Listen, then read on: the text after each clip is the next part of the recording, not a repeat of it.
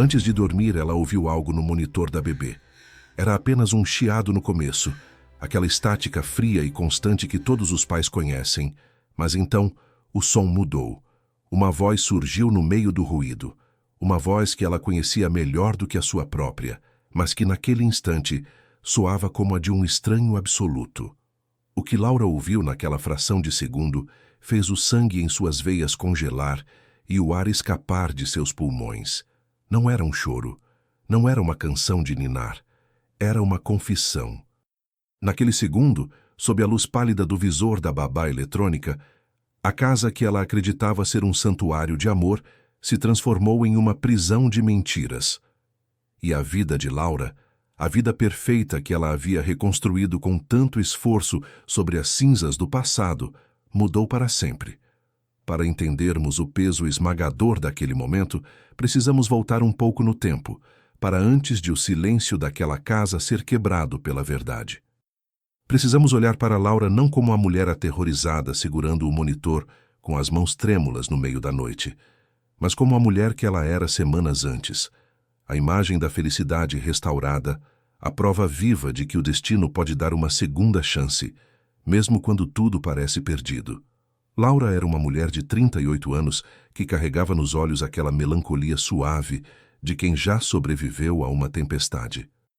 Viúva há 3 anos, ela havia passado pelo inferno emocional de perder o primeiro marido, André, em um acidente de carro repentino e brutal.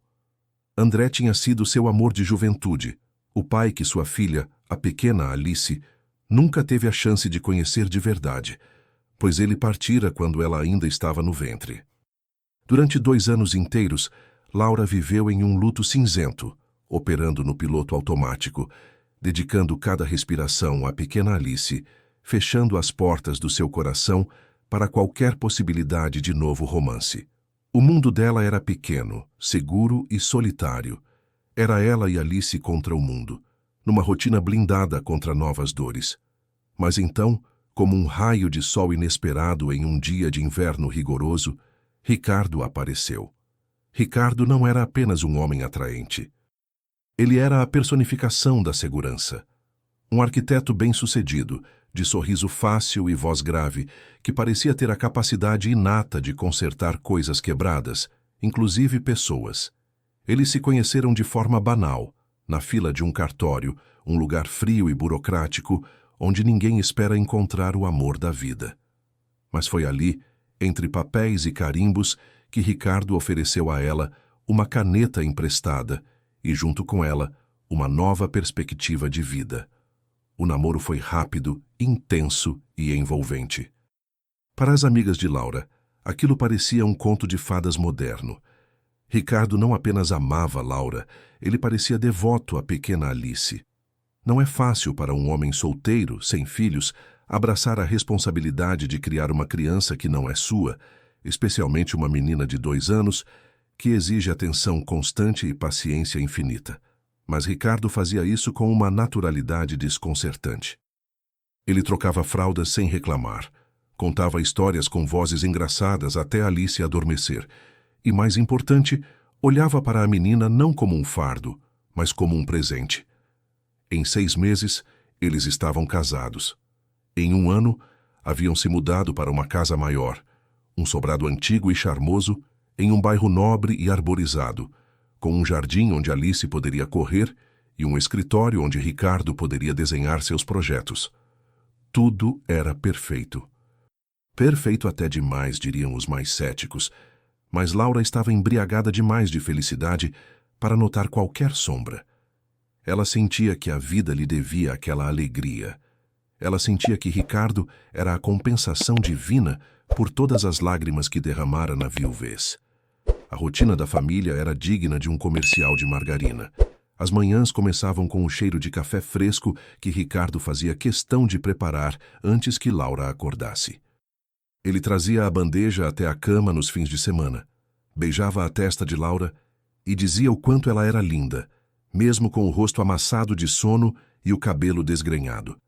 Alice, agora com 3 anos, o chamava de papai, com a doçura inocente que derretia o coração de qualquer um. Ricardo a pegava no colo, jogava-a para o alto e a fazia gargalhar, aquele som cristalino que preenchia a casa e afastava qualquer fantasma do passado. Laura observava essas cenas da porta da cozinha, com uma xícara de chá nas mãos, e sentia uma gratidão tão profunda que chegava a doer fisicamente. Ela pensava consigo mesma: como eu tive tanta sorte, como um homem desses me escolheu. Ricardo não era apenas um marido e um pai, ele era um protetor. Ele cuidava das finanças, resolvia os problemas de manutenção da casa, lidava com a burocracia. Ele dizia a Laura: você já sofreu demais, meu amor. Deixe que eu cuido das coisas chatas. Você só precisa ser feliz e cuidar da nossa Alice. E Laura, exausta de ter sido forte sozinha por tanto tempo, aceitou essa proteção. Ela entregou as rédeas. Ela confiou cegamente. No entanto, havia pequenos detalhes, coisas minúsculas, quase imperceptíveis, que passavam despercebidas na correria do dia a dia, mas que, se observadas com uma lupa, poderiam ter servido de alerta. Ricardo era extremamente ciumento com sua privacidade digital. Seu celular nunca ficava desbloqueado, nunca ficava virado para cima sobre a mesa. Se recebia uma ligação, ele se afastava, indo para o jardim ou para o escritório, falando em um tom de voz baixo e controlado. Quando Laura perguntava quem era, a resposta era sempre vaga. Um cliente difícil, problemas na obra, um fornecedor incompetente. Laura não questionava. Por que questionaria? Ele trabalhava muito para dar a elas aquela vida confortável. O estresse era compreensível. Além disso, Ricardo tinha um jeito peculiar de isolar Laura. Não de forma agressiva, mas sutil. Ele sugeria que as amigas de Laura eram invejosas, que a família dela não entendia o amor deles, que o mundo lá fora era perigoso e que o lugar mais seguro era ali, dentro daquela casa, apenas os três. Nós somos o nosso próprio universo, ele dizia, abraçando-a por trás. E Laura acreditava. A virada na atmosfera da casa começou com a chegada de um objeto simples, mas que se tornaria o pivô de todo o pesadelo: a nova babá eletrônica. Alice, apesar de ter 3 anos, havia começado a ter episódios de terror noturno. Ela acordava gritando no meio da noite, suada e trêmula, apontando para cantos vazios do quarto. O pediatra disse que era uma fase comum, mas aquilo deixava Laura angustiada. Ricardo, sempre proativo, sempre buscando soluções tecnológicas, chegou em casa numa terça-feira chuvosa com uma caixa debaixo do braço. Comprei o melhor modelo do mercado, Laura, disse ele, com aquele sorriso orgulhoso de quem resolve problemas. Tem câmera de alta definição, visão noturna, sensor de movimento e áudio bidirecional. Podemos ouvir até a respiração dela pelo aplicativo no celular ou pelo monitor portátil. Assim você não precisa levantar da cama a cada gemido dela. Você precisa descansar. Ele instalou o aparelho no quarto de Alice com uma precisão cirúrgica. Posicionou a câmera em um ângulo que cobria todo o berço e parte do quarto, escondeu os fios para que a menina não puxasse e configurou o sistema. Naquela noite eles testaram. A imagem era nítida, cristalina. O som captava até o vento batendo na janela. Parecia mais uma demonstração do cuidado excessivo de Ricardo. Mais uma prova de amor. Mas o destino tem um senso de ironia cruel. A tecnologia que Ricardo trouxe para proteger seu território seria a mesma que o destruiria. Foi numa sexta-feira, 2 semanas após a instalação da câmera, que a primeira rachadura real apareceu. Ricardo havia chegado em casa mais cedo, trazendo flores e um vinho caro. Ele estava elétrico, agitado, com uma energia que Laura não conseguia decifrar. Ele disse que havia fechado um grande contrato, algo que mudaria o patamar financeiro deles para sempre. Eles jantaram, riram, brindaram. Mas quando chegou a hora de colocar Alice para dormir, Ricardo insistiu em ir. Normalmente eles revezavam ou iam os dois, mas naquela noite ele foi enfático. Deixa que eu vou, amor. Você já fez tanto hoje. Toma um banho relaxante, termina sua taça de vinho. Eu conto a história hoje. Quero ter um momento pai e filha. Laura sorriu, beijou-o e concordou. Ela se sentou no sofá da sala, esticou as pernas e ligou o monitor portátil da babá eletrônica, deixando-o sobre a mesa de centro, ao lado de sua taça de vinho. A tela acendeu, mostrando o quarto de Alice em tons de cinza e verde da visão noturna. Ela viu Ricardo entrar, ajeitar as cobertas, sentar-se na poltrona ao lado da cama. O áudio estava baixo, apenas um murmúrio suave da voz dele, lendo um livro. Laura fechou os olhos por um momento, deixando o cansaço e o álcool relaxar em seus músculos. O som da voz do marido era reconfortante, um zumbido grave que a fazia sentir segura. Ela cochilou. Foi um cochilo breve, talvez de 10 ou 15 minutos, mas profundo o suficiente para que, quando acordasse, se sentisse desorientada. O silêncio na sala era absoluto, exceto pela chuva que começava a cair lá fora, batendo ritmicamente contra as vidraças da sala de estar. Laura olhou para o monitor. Ricardo não estava mais na poltrona. Alice parecia estar dormindo, um pequeno montinho sob o edredom. Mas algo estava estranho. O áudio. O monitor estava emitindo um som que não deveria estar ali. Não era o som de alguém lendo uma história, nem o som de uma criança dormindo. Era o som de alguém andando pelo quarto. Passos pesados, mas abafados pelo tapete. E então, um som metálico, como o de uma gaveta sendo aberta com força, mas com cuidado para não fazer barulho excessivo. Laura franziu a testa, a confusão nublando sua mente recém-acordada. Por que Ricardo ainda estaria no quarto se Alice já dormia? O que ele estava fazendo? Ela se inclinou para a frente, pegando o monitor nas mãos e aumentando o volume. A imagem na tela pequena mostrava o quarto, mas Ricardo não estava no campo de visão da câmera. Ele devia estar em um ponto cego, talvez perto do armário embutido, onde ficavam as roupas e alguns brinquedos antigos que Alice não usava mais. Ricardo? Ela sussurrou para si mesma, como se ele pudesse ouvi-la através da tela. Foi então que a voz dele surgiu. Mas não era a voz que lia histórias. Não era a voz amorosa que a chamava de meu amor. Era uma voz fria, dura, sussurrada com uma intensidade que fez os pelos do braço de Laura se arrepiarem. Ele não estava falando com Alice. Ele estava falando sozinho. Ou melhor, estava falando ao telefone, mas em um tom tão baixo que parecia que ele estava confessando um pecado a um padre. Zekors, não, você não está entendendo. Já está feito. A voz dele chiou pelo alto-falante do monitor. A menina já dormiu. A madre está lá embaixo, bêbada de sono no sofá. Ela não suspeita de nada. Nunca suspeitou. Laura sentiu o estômago despencar. A madre. Ele nunca a chamara assim. Era um termo distante, frio, quase depreciativo. Quem estava do outro lado da linha? E por que ele estava falando dela daquele jeito? O coração de Laura começou a bater descompassado, uma batida dolorosa contra as costelas. Ela aproximou o monitor do ouvido, pressionando o plástico contra a orelha, desesperada para entender, rezando para que fosse um mal-entendido, uma brincadeira de mau gosto ou um contexto que ela tivesse perdido. O documento já está assinado? Ricardo continuou, a voz carregada de impaciência. Ótimo. Porque eu não aguento mais essa encenação. Você não tem ideia do quão cansativo é brincar de casinha, fingir que me importo com os desenhos estúpidos dessa criança ou com as conversas sentimentais da viúva. Lágrimas quentes brotaram nos olhos de Laura, instantâneas e dolorosas. Encenação. Brincar de casinha. As palavras eram como facas. Cada sílaba desmantelava uma parte da realidade que ela construíra. O homem que a beijara de manhã, que prometera amor eterno, estava ali, a poucos metros de distância no andar de cima, dizendo que tudo aquilo, o carinho, a atenção, a família, era um teatro, uma farsa cansativa. Mas o pior ainda estava por vir.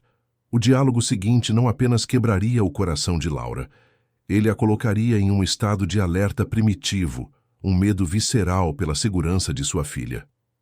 Escuta aqui.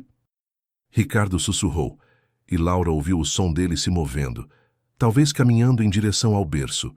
A sombra dele apareceu brevemente na borda da tela. O plano segue o cronograma. Assim que o dinheiro do seguro do primeiro marido for liberado para a conta conjunta, nós agimos. Eu preciso de mais 3 meses. Só mais 3 meses aguentando essa vidinha medíocre. Depois disso, a gente some. E elas... Bem, elas vão ter o destino que merecem. Acidentes acontecem, não é? O primeiro marido dela que o diga. O mundo de Laura parou. O ar sumiu da sala. O primeiro marido dela que o diga. A frase ecoou na mente dela como um trovão. André. O acidente de André. A polícia disse que foi uma falha nos freios, uma fatalidade em uma estrada chuvosa. Ninguém nunca questionou. Foi uma tragédia. Mas agora, Ricardo, o homem que entrou em sua vida como um salvador, estava insinuando, com uma frieza psicopática, que sabia algo sobre aquilo. O pior, que estava envolvido.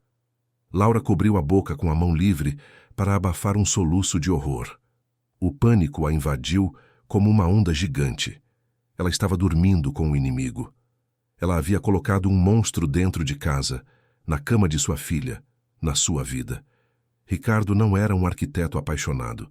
Ele era um predador, um ator consumado que estava esperando o momento certo para dar o bote final.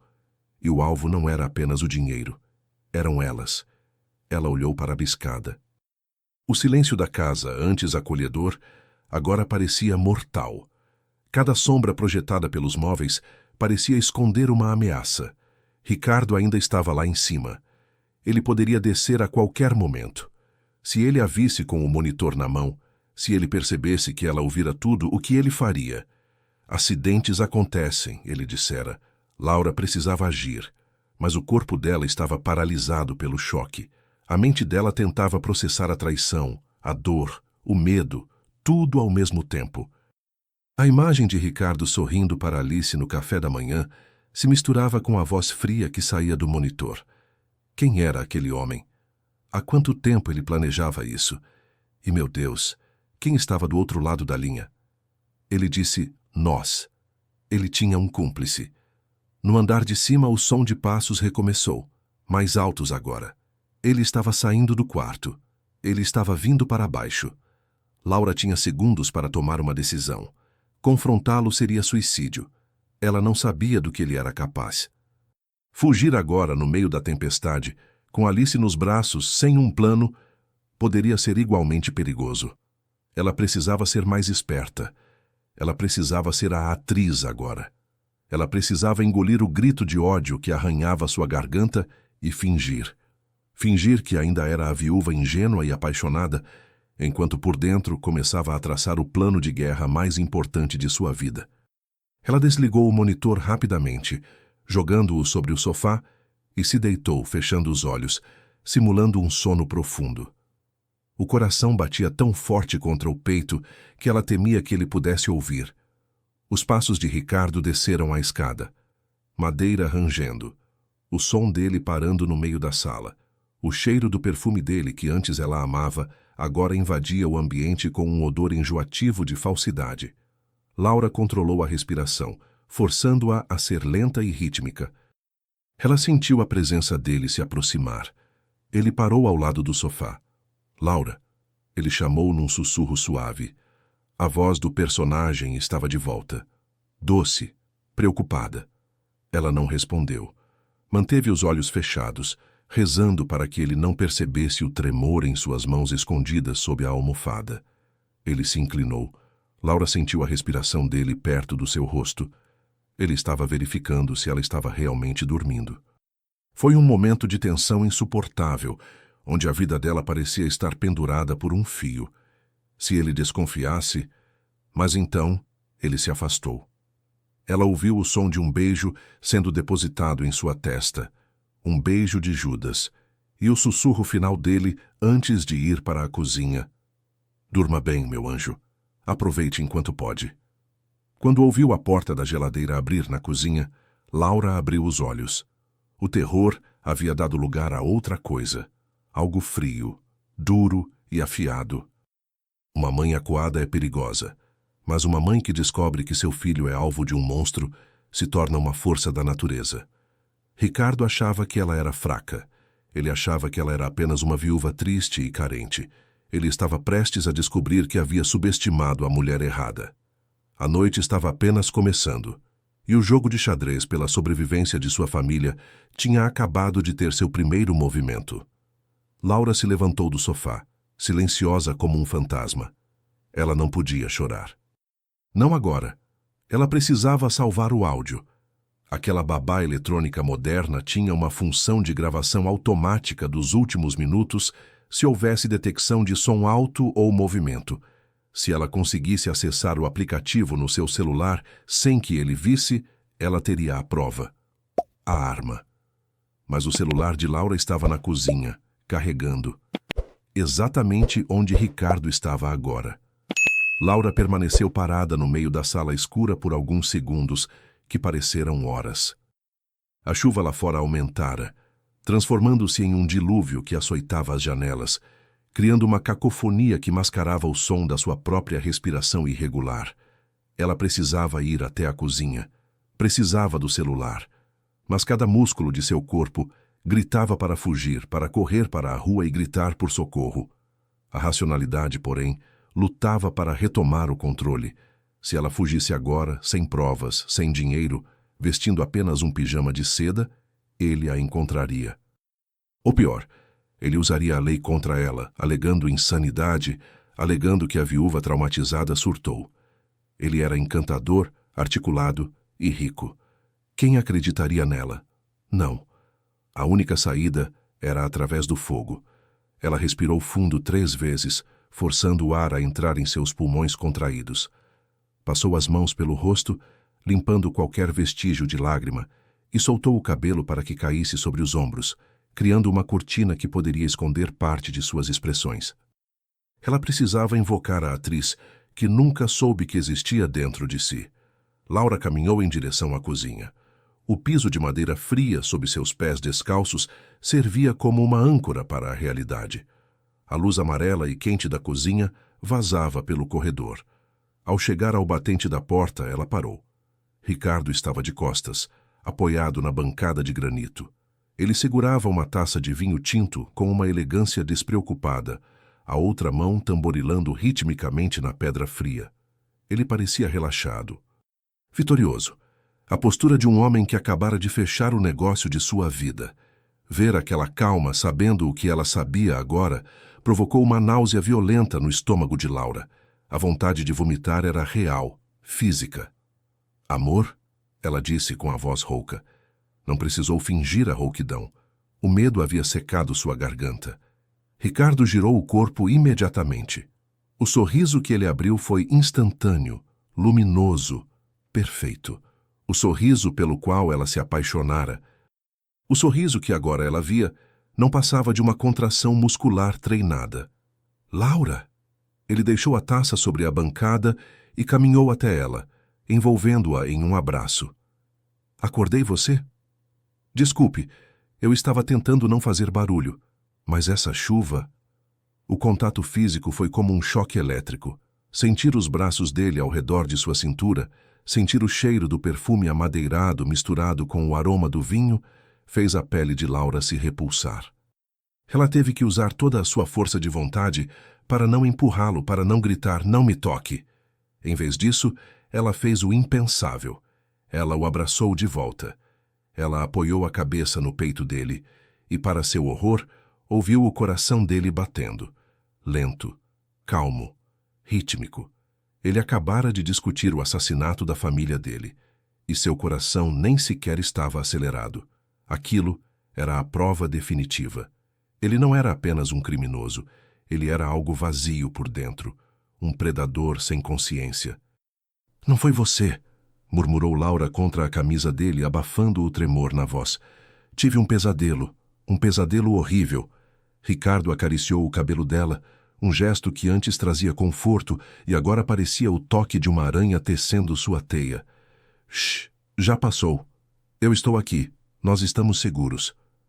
O que foi o pesadelo? Laura se afastou levemente, o suficiente para olhar nos olhos dele. Ela precisava ver. Precisava ver se havia algum traço de culpa, alguma fresta na máscara. Mas só havia uma preocupação simulada límpida e azul. Sonhei que perdia a Alice.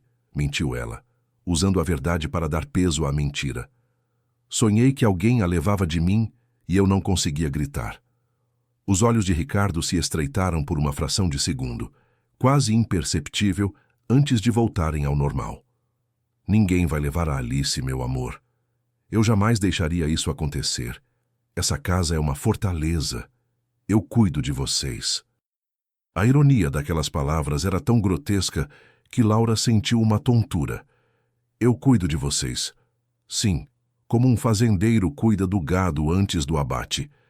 Ela se desvencilhou do abraço, caminhando em direção à bancada, onde seu celular estava conectado ao carregador. O aparelho estava a poucos centímetros da mão dele, o santo graal da sua sobrevivência. Vou pegar um copo d'água, disse ela, servindo-se da torneira do filtro com a mão trêmula. Ela bebeu um gole longo, tentando ganhar tempo, tentando acalmar o estômago. E vou levar meu celular para cima. Quero deixar perto da cama caso precise ligar a lanterna se a luz acabar com essa tempestade. Ricardo a observou. Ele tomou um gole de vinho, os olhos fixos nela por cima da borda da taça. Aquele olhar analítico, calculista. Ele estava avaliando a mentira. Laura sentiu o suor frio escorrer pelas costas. Será que ele sabia? Será que a babá eletrônica tinha algum indicador de que alguém estava ouvindo? Claro, disse ele finalmente. Boa ideia. Eu vou ficar aqui embaixo mais um pouco. Tenho alguns e-mails para responder sobre o contrato de hoje. A adrenalina ainda está alta. Adrenalina de planejar nossa morte, pensou Laura. Ela pegou o celular. A tela se iluminou em suas mãos, um pequeno farol de esperança. Não demore, disse ela, forçando um sorriso fraco. A cama fica fria sem você. Aquela foi a frase mais difícil de dizer, convidar o monstro para sua cama. Mas funcionou. Ricardo sorriu lisonjeado e piscou para ela. Subo em 20 minutos. Prometo. Laura virou as costas e saiu da cozinha. Ela caminhou devagar até a escada, subiu os degraus um a um, sentindo o olhar dele queimando em suas costas. Ela sabia que ele estava observando. Só quando chegou ao corredor do andar de cima, fora do campo de visão dele, é que ela permitiu que seus passos acelerassem. Ela entrou no banheiro da suíte, trancou a porta silenciosamente e abriu a torneira da pia no máximo. O som da água corrente serviria para mascarar qualquer ruído que ela fizesse e justificaria sua demora. Sentou-se no chão frio, encostada na porta, e desbloqueou o celular com dedos que pareciam feitos de gelo. O ícone do aplicativo da babá eletrônica parecia pulsar na tela. Ela tocou nele. O aplicativo abriu, mostrando a transmissão ao vivo do quarto de Alice. A menina dormia, alheia ao perigo. Laura foi até a aba Eventos. O coração dela parou por um segundo.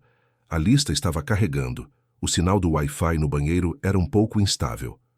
Por favor, por favor, por favor, ela sussurrou. A lista atualizou. 23:14. Movimento detectado. 23:15. Som detectado. Estava lá. Um arquivo de áudio de 3 minutos e 40 segundos. Laura conectou os fones de ouvido que sempre deixava na gaveta do banheiro para ouvir meditações durante o banho. Ela colocou os fones e apertou o play. A qualidade do som digital era assustadoramente clara. Ouvir aquilo pela segunda vez foi ainda pior do que a primeira. Não havia a confusão do sono agora. Havia apenas a clareza brutal da realidade. A madre está lá embaixo, bêbada de sono.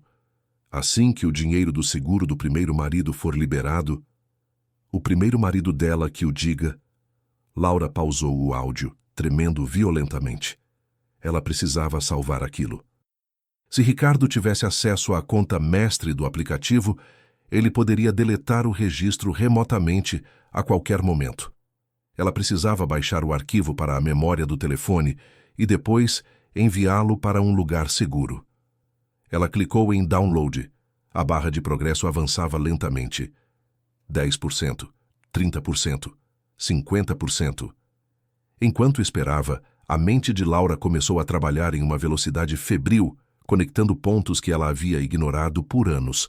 O seguro de vida de André. Era uma apólice milionária que André fizera quando a empresa dele começou a decolar, pouco antes de Alice nascer. Como a morte fora acidental, o valor dobrou. O dinheiro estava bloqueado em um fundo fiduciário complexo, aguardando o final do inventário e algumas disputas legais com ex-sócios de André. Ricardo sabia disso. Ele sabia de cada centavo. Ele havia se oferecido, logo no início do namoro, para dar uma olhada na papelada e ajudar a agilizar o processo. Meu Deus, pensou Laura levando a mão à boca. Ele não me encontrou por acaso no cartório. Ela se lembrou do dia em que se conheceram. Ela estava lá para resolver uma pendência justamente sobre o inventário. Ricardo estava na fila atrás dela. Ele puxou assunto comentando sobre a lentidão do serviço. Ele foi encantador. Mas agora, olhando para trás, Laura se lembrava de um detalhe. Ele já sabia o nome dela antes de ela se apresentar. Na época, ela achou que ele tivesse ouvido o atendente chamá-la.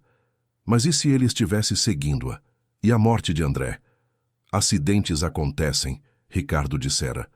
André era um motorista prudente. O carro era novo. A perícia disse que foi uma falha mecânica catastrófica no sistema de freios. Mas nunca encontraram o culpado. Foi arquivado como defeito de fábrica ou falha de manutenção. Mas agora, a voz no telefone. Ricardo falava com alguém, um cúmplice, alguém que sabia fazer o serviço sujo. O documento já está assinado? Ricardo perguntara no áudio. Laura congelou. Que documento? Ela havia assinado tantas coisas na última semana. Ricardo trouxera pilhas de papéis, autorizações para a escola de Alice, documentos para a reforma da casa de praia, papéis do banco. Ele sempre dizia, assina aqui, amor, é só burocracia, eu preencho o resto. Ela havia assinado a própria sentença de morte. Teria ela passado a guarda de Alice para ele, em caso de sua morte? Teria ela dado acesso total ao dinheiro do seguro? O download concluiu. O arquivo estava salvo. Laura imediatamente abriu seu e-mail pessoal. Anexou o arquivo. Mas para quem mandar? A polícia? Se ela mandasse para a polícia agora, sem contexto, eles poderiam não agir rápido o suficiente. E se Ricardo tivesse contatos na polícia? Ele era um homem influente, cheio de amigos em lugares altos. Ela precisava de alguém de confiança absoluta. Sua irmã, Mariana.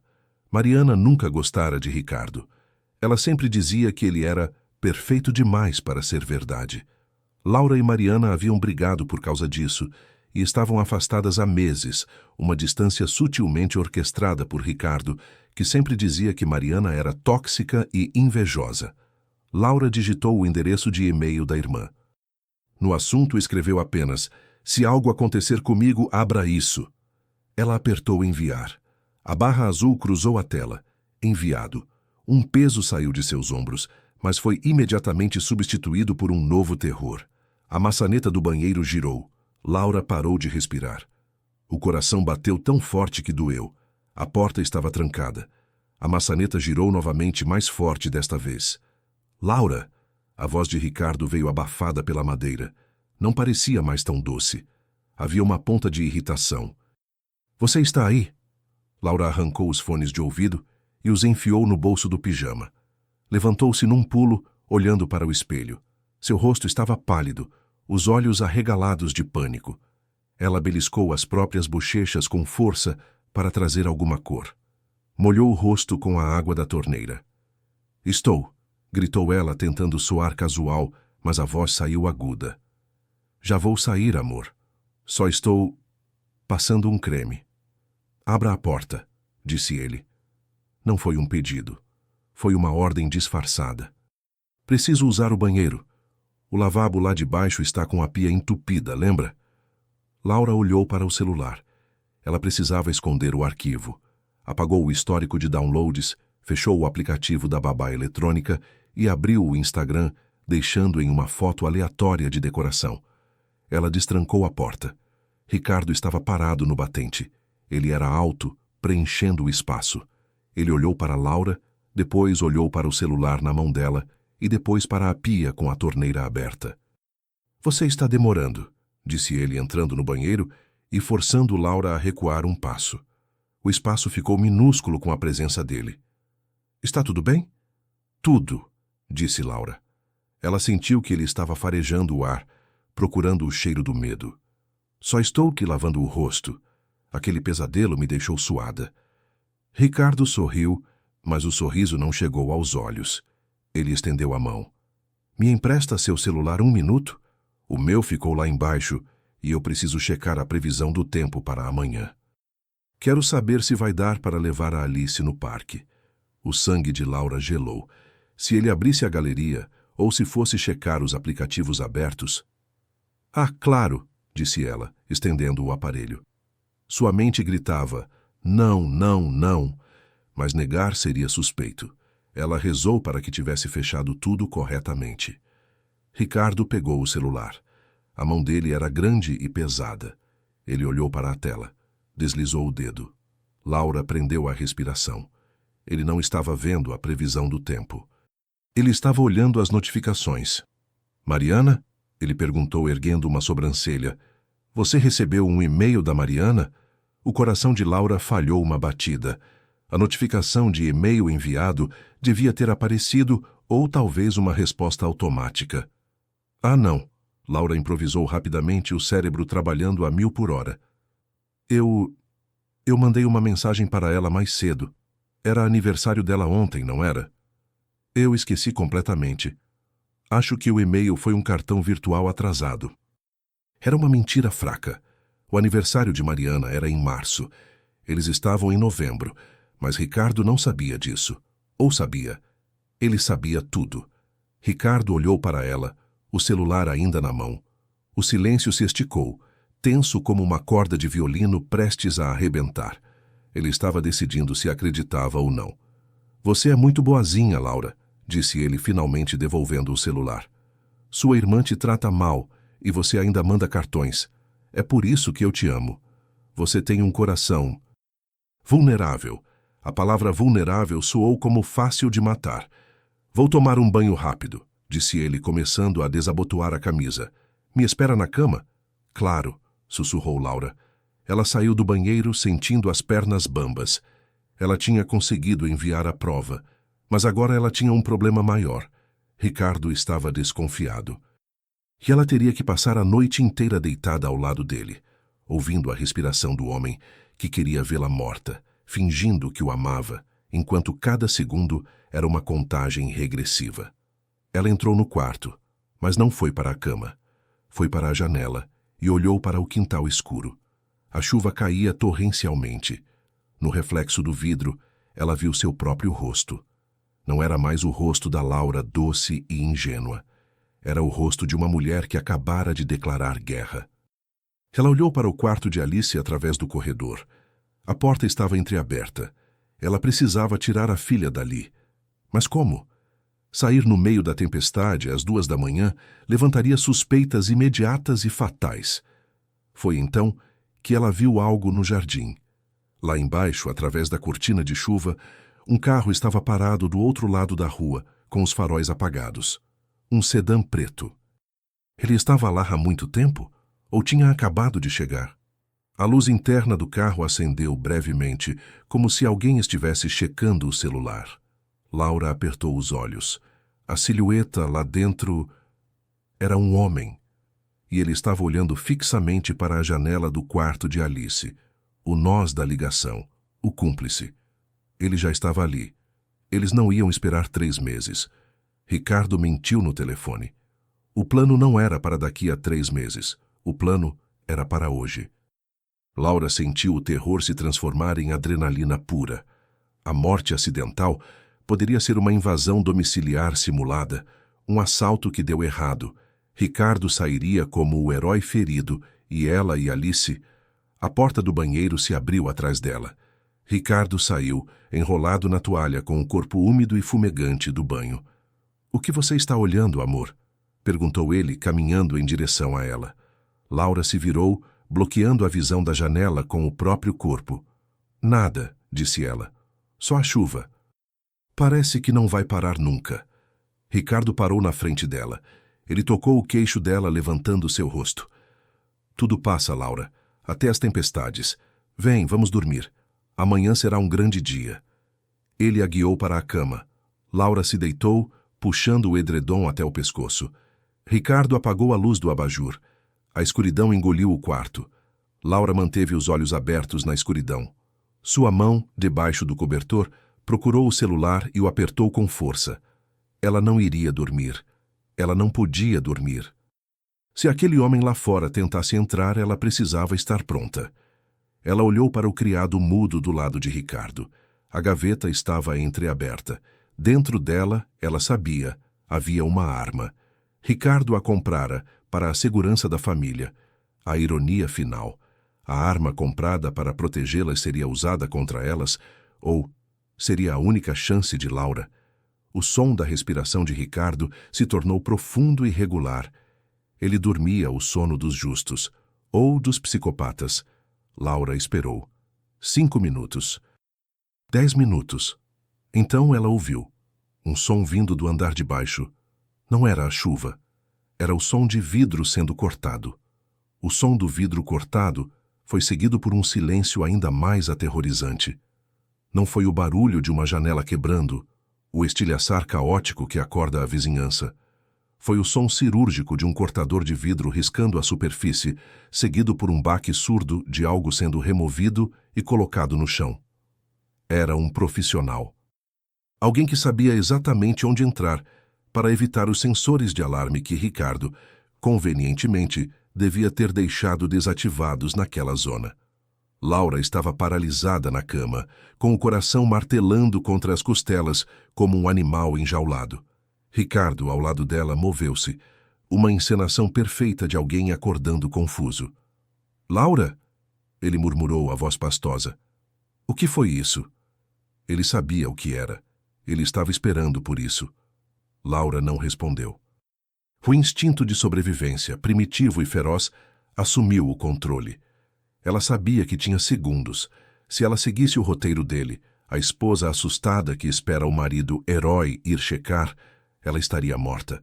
O assaltante subiria, encontraria Ricardo dominado ou fingindo lutar, e então tragicamente mataria Laura e a filha.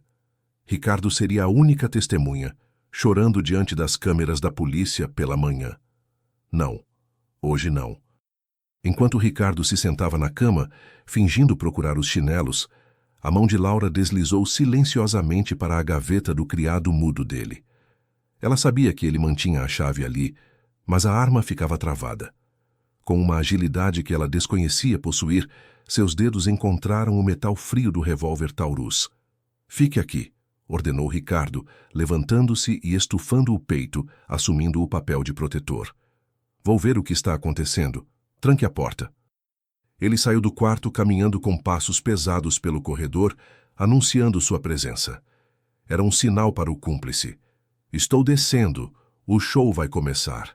Assim que ele cruzou a porta, Laura agiu. Ela não trancou a porta. Ela saltou da cama, enfiou a arma no cós da calça do pijama e correu descalça, não para se esconder, mas em direção ao quarto de Alice.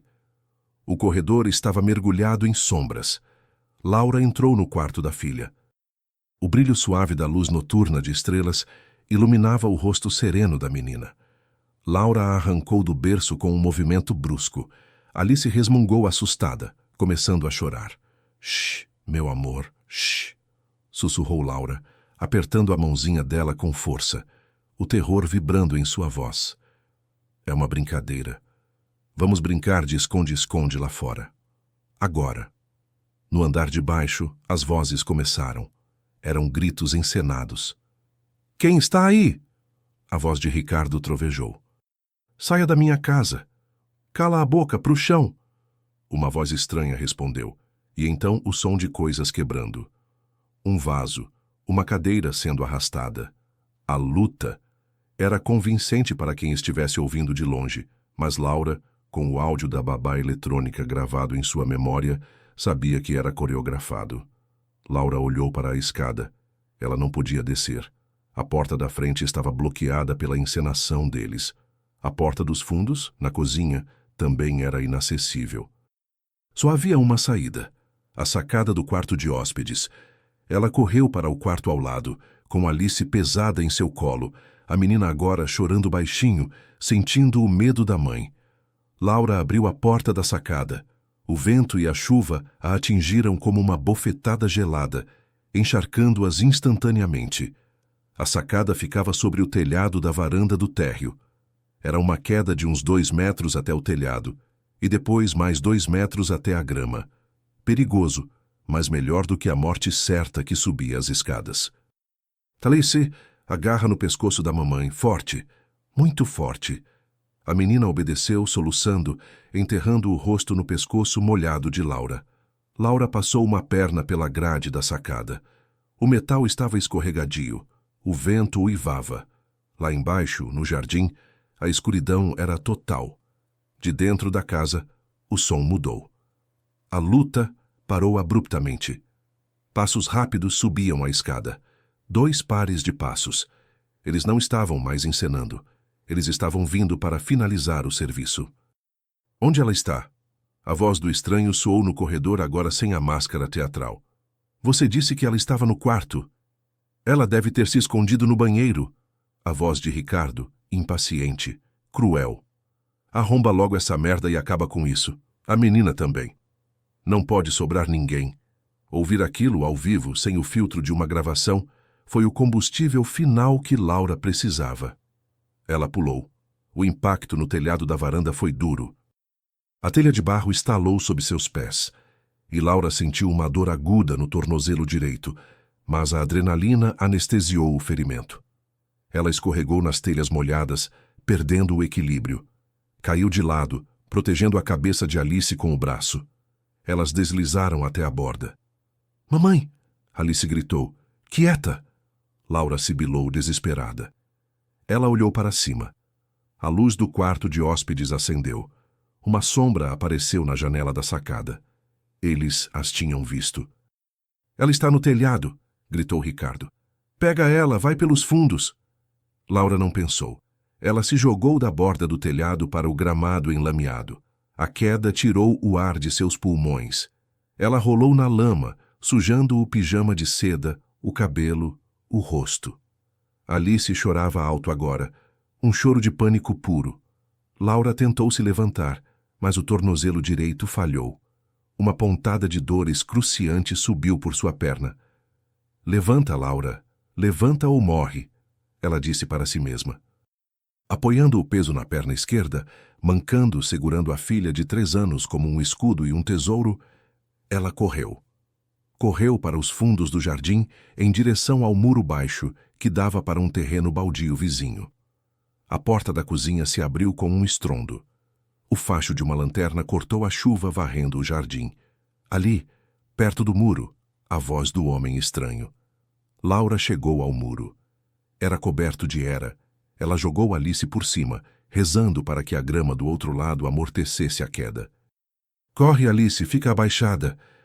Laura escalou, as unhas raspando no cimento bruto, o sangue misturando-se com a chuva. Quando ela estava no topo do muro, um estampido seco soou. Pau-au! Um pedaço de reboco do muro explodiu a centímetros da mão dela. Eles estavam atirando. Ricardo tinha uma arma com silenciador? Não. Era a arma do cúmplice. Eles não se importavam mais com o barulho. O plano acidental tinha ido para o ralo. Agora era uma execução. Laura se jogou para o outro lado, caindo pesado no mato alto do terreno baldio. Ela tateou no escuro até encontrar Alice, que estava encolhida, tremendo violentamente. Vamos, filha. Elas se arrastaram pelo mato, a lama sugando seus movimentos. Laura sabia que eles pulariam o muro em segundos. Ela precisava se esconder, mas não podia ficar ali. O terreno dava para uma rua lateral escura. Ela ouviu o baque de alguém pulando o muro atrás delas. Eu vejo o rastro no mato, gritou o homem. Laura parou atrás de uma caçamba de entulho enferrujada na beira da rua. Ela estava encurralada. Se corresse para a rua aberta, seria um alvo fácil. Se ficasse, eles a achariam. Ela olhou para a arma na cintura. O revólver de Ricardo. Ela nunca tinha atirado na vida. Suas mãos tremiam tanto que ela mal conseguia segurar o cabo. O homem surgiu do meio do mato, a lanterna varrendo a área. O feixe de luz passou pela caçamba, depois voltou e fixou nela. A luz cegou Laura. Achei! Ele gritou para Ricardo, que vinha logo atrás. O homem levantou a arma. O tempo desacelerou.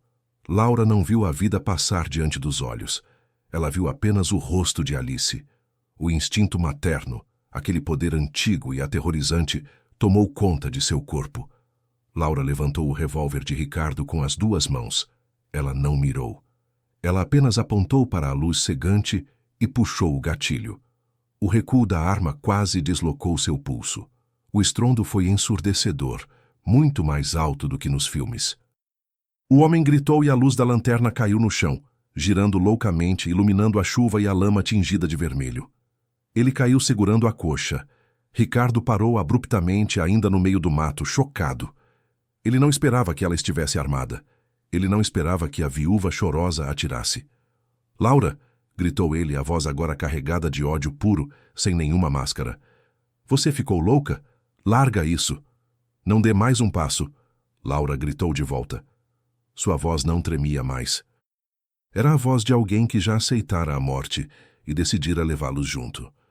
"Eu gravei tudo, Ricardo. O áudio da babá eletrônica está na nuvem. A Mariana já recebeu." A menção do nome de Mariana e da gravação fez Ricardo congelar. Ele era um psicopata, mas era calculista. Se houvesse provas digitais, matá-la ali complicaria tudo. Ele precisava pensar. "Você entendeu errado, Laura." Ele começou tentando voltar ao personagem, levantando as mãos, caminhando lentamente na direção dela. "Eu estava sendo coagido. Para trás!" Laura disparou novamente. A bala atingiu a terra aos pés de Ricardo, espirrando lama na calça de grife dele. Naquele momento, faróis inundaram a rua lateral. Um carro de patrulha da segurança do bairro, atraído pelo primeiro tiro, virou a esquina devagar, com o giroflex amarelo piscando. Ricardo olhou para o carro, olhou para Laura e tomou uma decisão instantânea. Ele não podia ser pego ali, armado, com um comparsa baleado e a esposa aterrorizada. Ele precisava controlar a narrativa antes que a polícia chegasse. "Vamos embora", ele sibilou para o comparsa no chão. "Agora."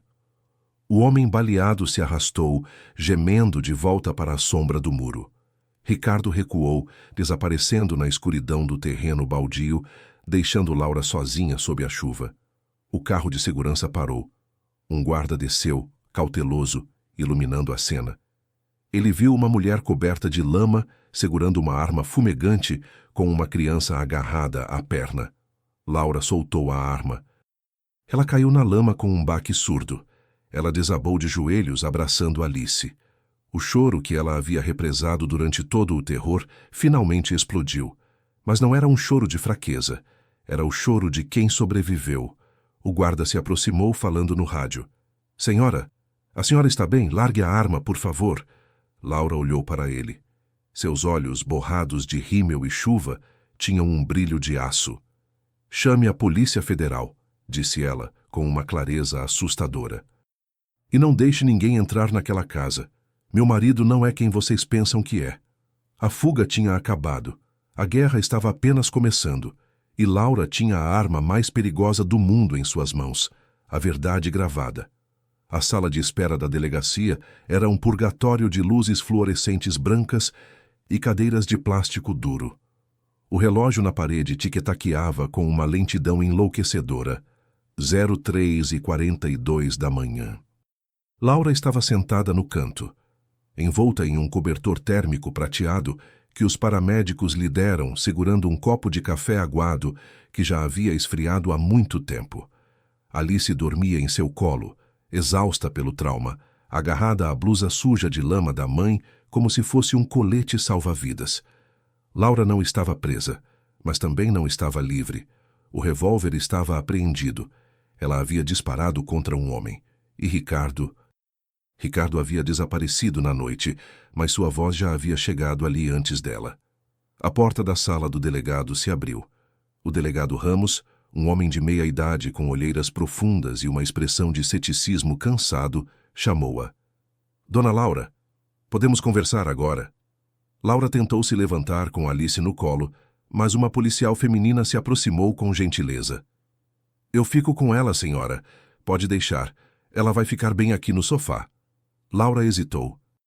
O instinto de separar-se da filha era doloroso, mas ela precisava enfrentar aquela batalha sozinha.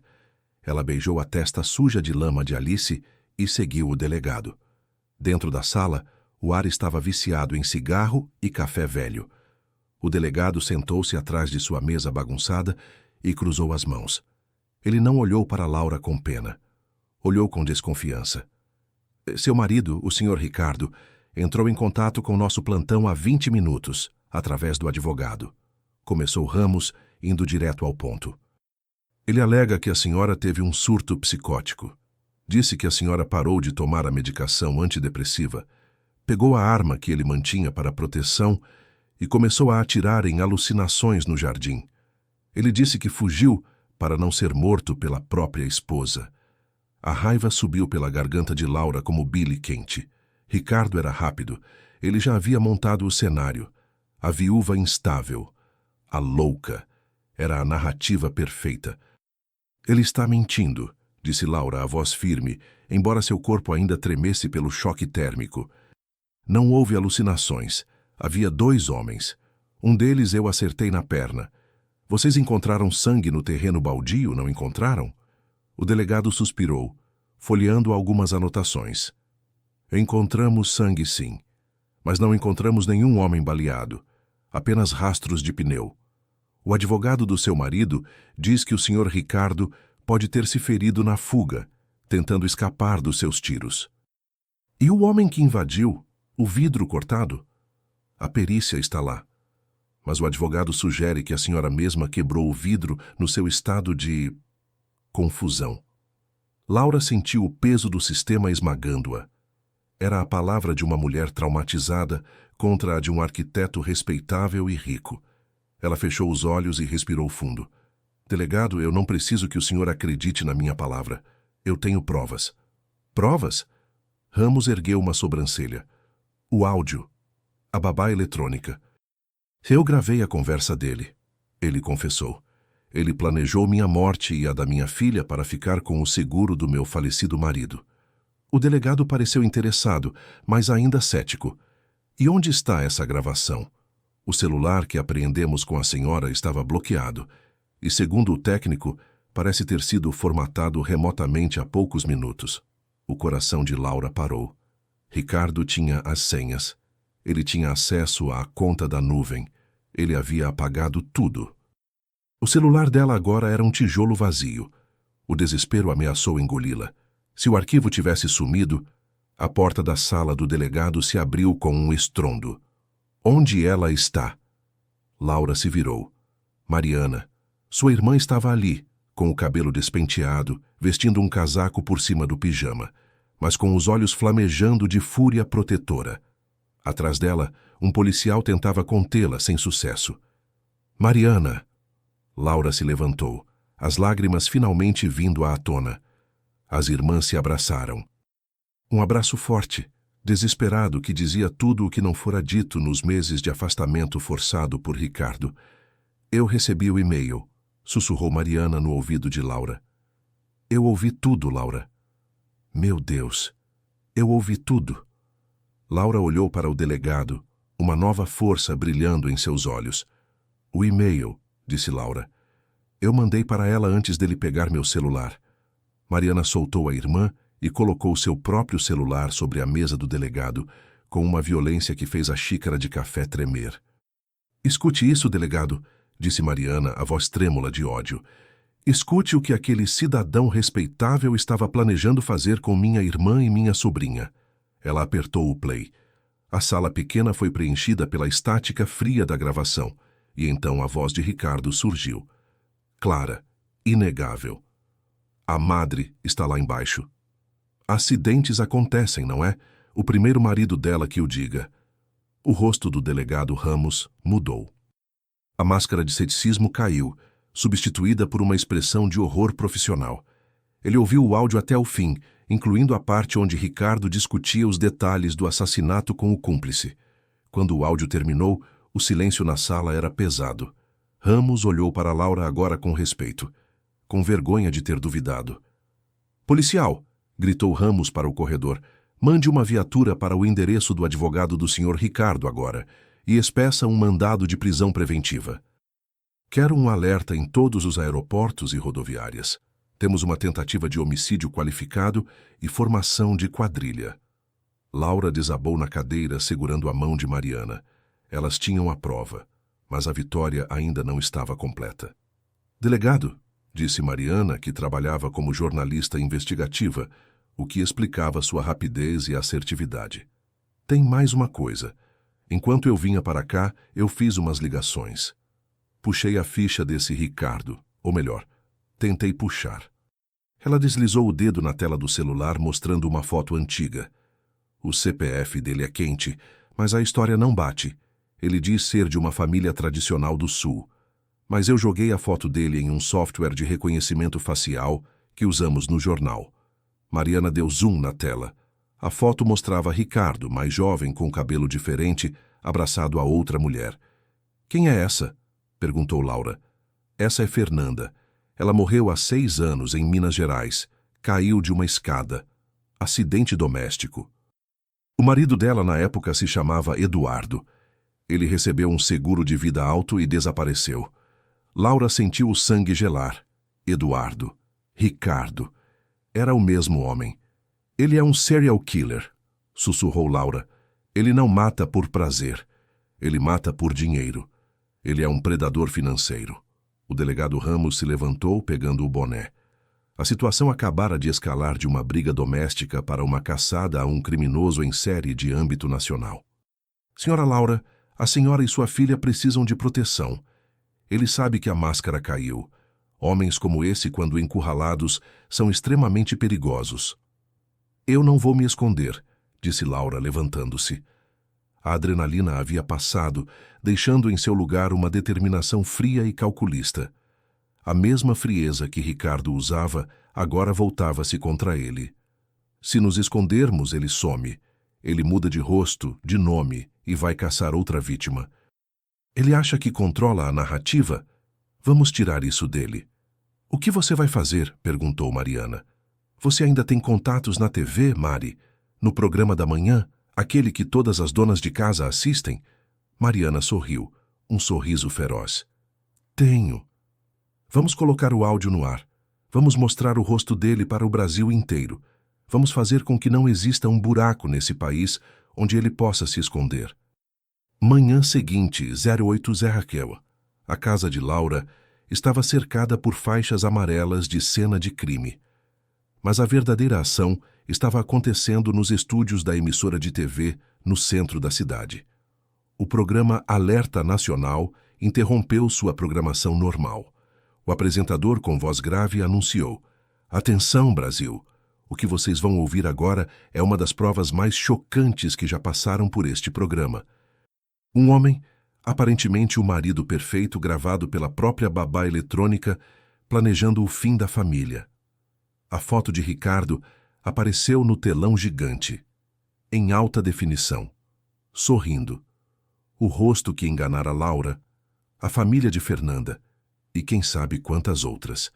Laura estava nos bastidores, segurando Alice no colo, assistindo à transmissão. Mariana estava ao seu lado. O áudio foi tocado. Milhões de lares brasileiros ouviram a voz fria de Ricardo. A reação foi instantânea. As redes sociais explodiram. A hashtag #MassMonstro da Baba Eletrônica subiu para os trending topics mundiais em minutos. Vizinhos de Ricardo começaram a ligar. Antigos colegas de faculdade. Pessoas que conheceram Eduardo. Pessoas que conheceram um tal de Marcelo no interior de São Paulo. O telefone da delegacia não parava de tocar. A máscara de Ricardo não apenas caiu, ela foi pulverizada. Mas Ricardo não estava assistindo TV.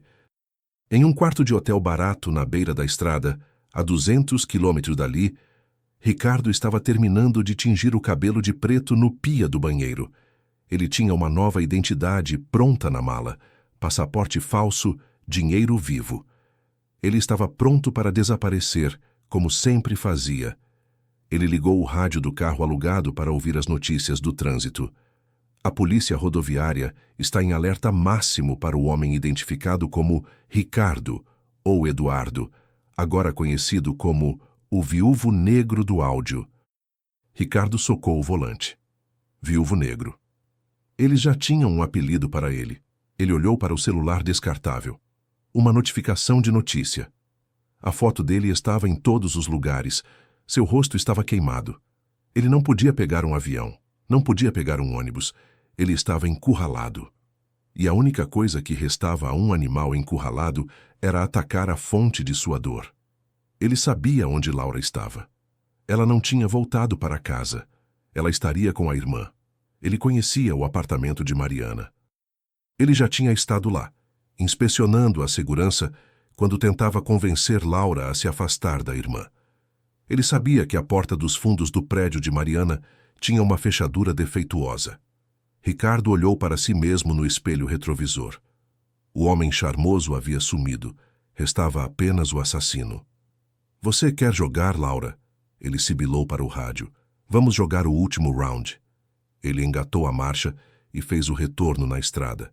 Ele não ia fugir. Não sem levar com ele a mulher que ousou destruí-lo. A arrogância dele não permitia a derrota. Ele voltaria para terminar o serviço.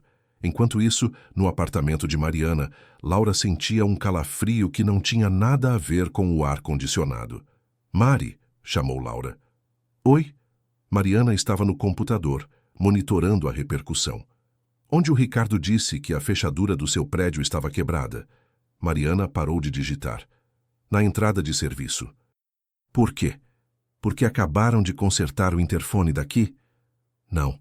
O síndico disse que só viria semana que vem. Laura olhou para o monitor do interfone na parede da cozinha. A luzinha vermelha de portão aberto estava piscando. Alguém tinha entrado. A polícia estava na emissora de TV, na casa antiga, nas estradas, mas ninguém estava ali, no santuário que elas achavam seguro. Laura correu para a janela. O carro alugado cinza estava parado do outro lado da rua. Ela reconheceu a forma como ele estacionava, sempre perfeitamente alinhado. Ele tinha voltado. Laura olhou para Alice brincando no tapete. Depois olhou para a cozinha. Havia um jogo de facas no balcão, mas ela não queria mais se defender. Ela estava cansada de fugir. Mari, pega a Alice e se tranca no quarto do pânico, disse Laura com uma calma assustadora. O quê? Laura, o que está acontecendo? Ele está aqui. Eu vou chamar a polícia. Não dá tempo.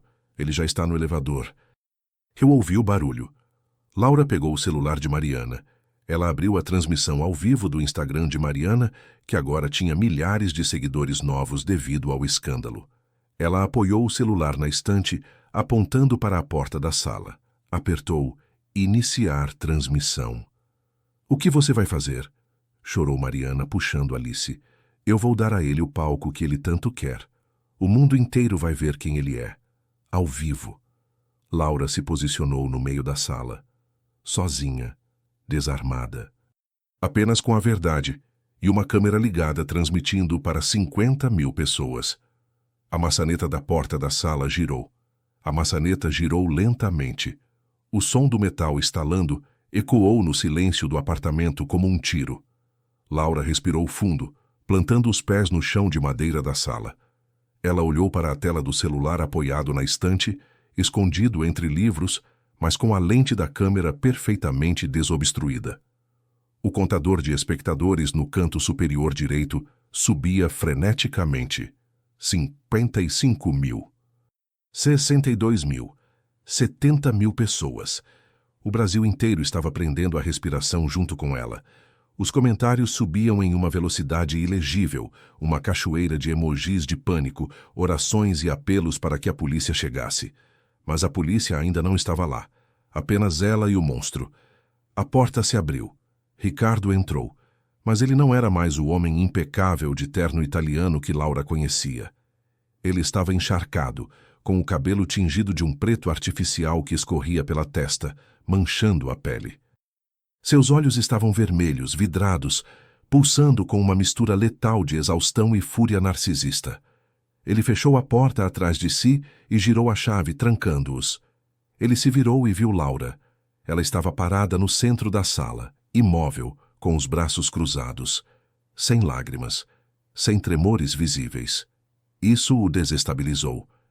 Ele esperava encontrar uma mulher encolhida no canto, implorando por misericórdia. O predador não sabe como reagir quando a presa para de correr. Você achou que podia me destruir, Laura? A voz dele era um rosnado baixo, rouco. Ele deu um passo à frente, a água pingando de suas roupas no tapete persa de Mariana. Você achou que podia colocar minha foto na televisão e sair impune? Eu não achei, Ricardo. Eu fiz, respondeu Laura. Sua voz estava calma, projetada para que o microfone do celular captasse cada sílaba. O mundo inteiro sabe quem você é agora. Eduardo.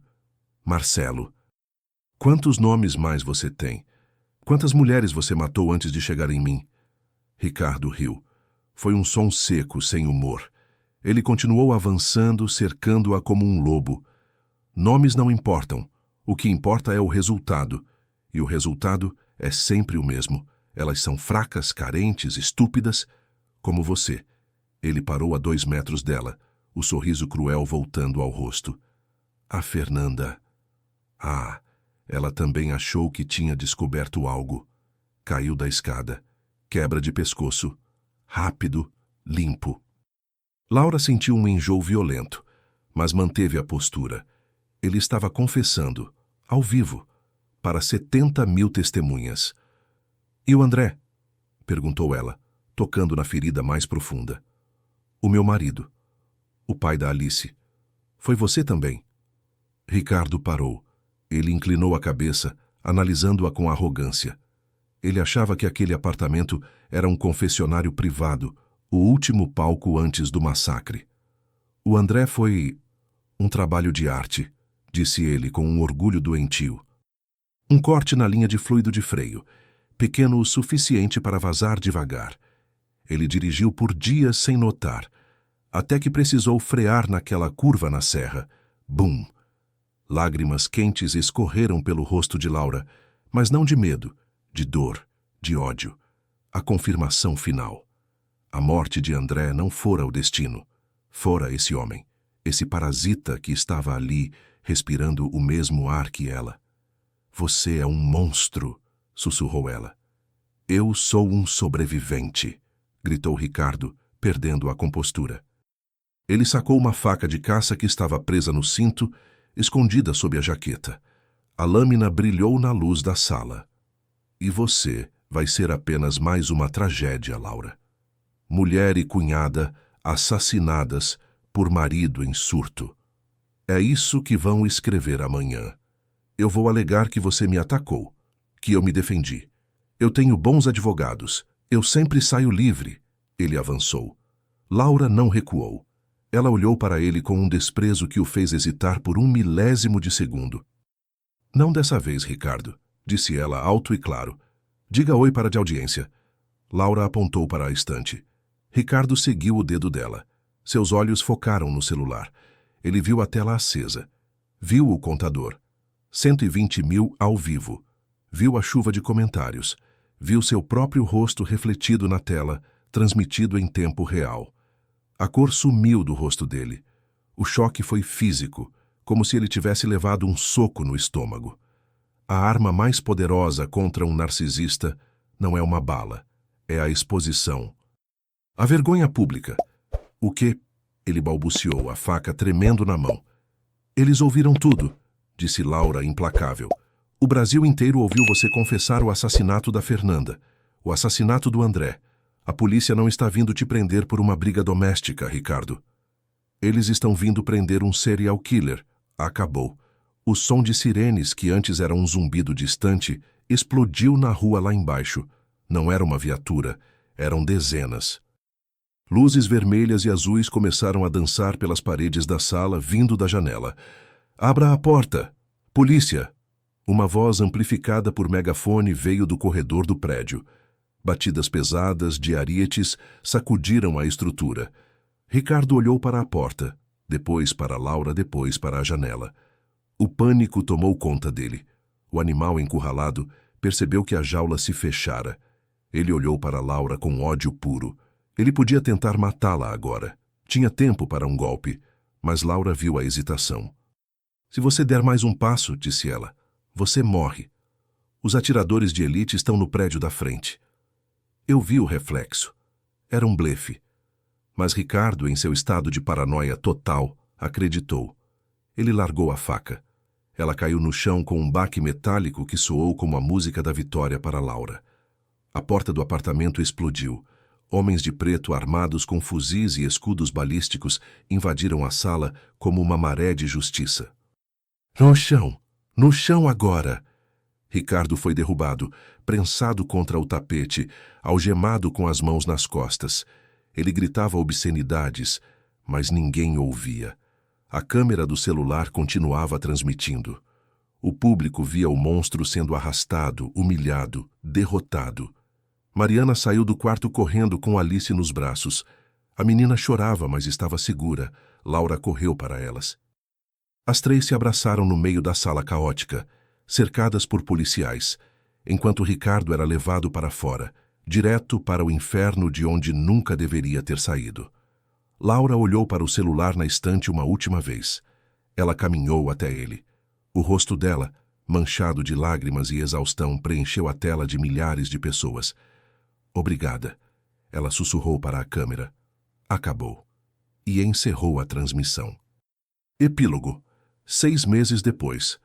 O sol da manhã batia suavemente na mesa do café, iluminando o jardim que agora estava cheio de flores de verdade, plantadas por Laura e Alice, não por um paisagista contratado para manter aparências. A casa não era a mesma mansão fria e perfeita de antes. Laura a vendera. Não conseguia viver entre aquelas paredes. Com o dinheiro da venda, e finalmente com o seguro de André liberado, agora sem nenhuma dúvida legal sobre a causa da morte, ela comprou uma casa menor, aconchegante, perto da praia, onde o som do mar substituía qualquer silêncio opressor. Laura estava na cozinha cortando frutas. Ela parou por um momento observando Alice pela janela. A menina, agora com quase 4 anos, corria pela grama com um cachorro vira-lata que adotaram. Ela ria. Aquele som cristalino que Laura temera nunca mais ouvir. O terror daquela noite deixara marcas, é claro. Alice ainda tinha pesadelos às vezes, e Laura ainda verificava as trancas das portas 2 vezes antes de dormir. Mas elas estavam se curando. A terapia ajudava. O amor de Mariana, que agora morava perto, ajudava. Ricardo, ou Eduardo ou Marcelo, a identidade real dele nunca foi totalmente confirmada, pois ele não tinha registro de nascimento. Estava em uma penitenciária de segurança máxima. O julgamento fora o evento do ano.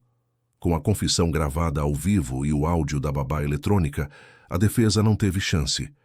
Ele foi condenado a 85 anos de prisão por triplo homicídio qualificado, estelionato e tentativa de feminicídio. Ele morreria na cadeia, esquecido, sem plateia, sem charme, sem poder.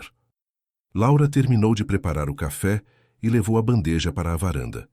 Sobre a mesa havia uma caixa de papelão aberta. Dentro dela estava a antiga babá eletrônica, o objeto que salvara suas vidas. Laura pegou o aparelho. Ele parecia inocente, apenas plástico e fios, mas carregava o peso de uma vida inteira. Ela pensou em guardá-lo como um troféu, mas percebeu que não precisava. Ela não precisava mais monitorar o medo. Ela caminhou até a lixeira da rua e jogou o aparelho dentro. Voltou para a varanda, sentou-se e chamou a filha. Alice, vem comer, filha. A menina correu com as bochechas coradas de vida e pulou no colo da mãe. Mamãe, o Thor pegou minha bola. Laura riu beijando a cabeça da filha. O cheiro de sol e cabelo de criança encheu seus pulmões. Não havia chiado de estática. Não havia vozes escondidas. Não havia segredos. Havia apenas o som das ondas, o riso da filha e, finalmente, o som mais bonito de todos, o silêncio da paz. A justiça tinha sido feita. Mas a verdadeira vitória não foi ver Ricardo preso. A vitória estava ali, nos braços dela. Elas estavam vivas, e pela primeira vez em muito tempo, Laura sabia que o futuro pertencia apenas a elas.